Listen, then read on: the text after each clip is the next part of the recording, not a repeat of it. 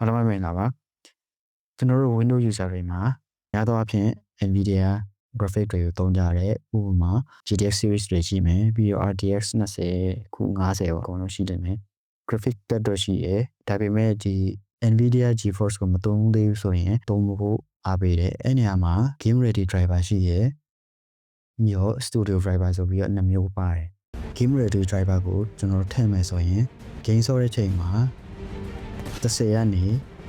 30ရာခိုင်နှုန်းထိပေါ့နော်အထူးသဖြင့်ခုနောက်ပိုင်းပေါ်တဲ့ဟာတွေဆိုရင်ပို့ပြီး optimize ပေးတယ် FPS ပိုကောင်းတယ်ပြီးတော့ RTX chat တွေပေါ့နော် Nvidia broadcast တွေ RTX remix တွေ frame view တွေပေါ့နော် AI နဲ့ဆိုင်တဲ့ဟာတွေလည်းအများကြီးပါလာလိမ့်မယ်ပြီးတော့ studio driver ဆိုရင် creative app တွေသုံးနေတဲ့အချိန်မှာ software optimization လုပ်ထားတာမို့လို့ stability ပိုကောင်းတယ် crash ဖြစ်တာတွေပိုပြီးတော့နည်းသွားမယ်အဲ့ဒါပြီးရင် export ထုတ်တဲ့ချိန်မှာလည်း0ကနေ 10ရာခိုင်နှုန်းထိ performance ပိုပြီးတော့ကောင်းတယ်လို့တော့ပြောတယ် okay ဆိုတော့ဒီ Nvidia ကိုသုံးတဲ့တကယ်လို့များမရှိသေးဘူးဆိုရင်လည်း Nvidia GeForce ဆိုပြီးတော့ရှာလိုက်ရင်ရတယ် official GeForce driver ဆိုပြီးတော့ကျွန်တော်ယူလိုက်မယ်ဒီနေရာမှာ GeForce driver ဆိုပြီး automatic driver update ဆိုတဲ့ဟာကိုဒီနေရာမှာ download ဆွဲလို့ရတယ် download လိုက်ပြီဆိုရင် Nvidia app ဆိုတဲ့ဟာကိုပေးလိုက်မယ် install လုပ်ပြီးတရားရလိမ့်မယ် okay ဒီနေရာမှာခုနပြောတဲ့ game ready ဆိုရင်ဒီမှာ game ready ပေါ့နော် okay ကျွန်တော်ကတော့ game ready ကနေ studio driver ကိုပြောင်းမယ်ဆိုတော့ကျွန်တော်ဒီမှာ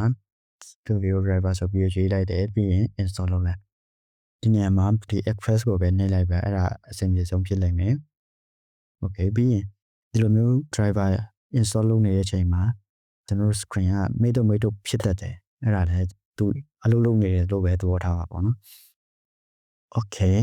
ဒီနေရာမှာပြီးပါပြီပေါ့နော် close လုပ်လိုက်မယ်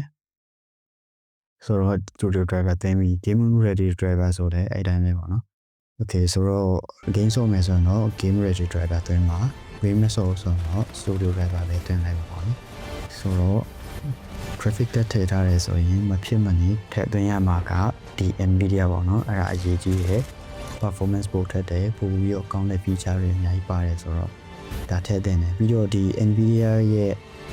ကျောင်းဝတက်စေတဲ့ဟာလည်းဒီသေးလေးပေါ့နော်ဒီလိုမျိုး feature တွေကြောင့်လည်း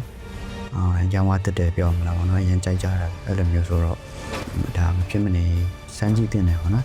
okay ဆိုတော့ဒီလောက်ပါပဲကျေးဇူးပါ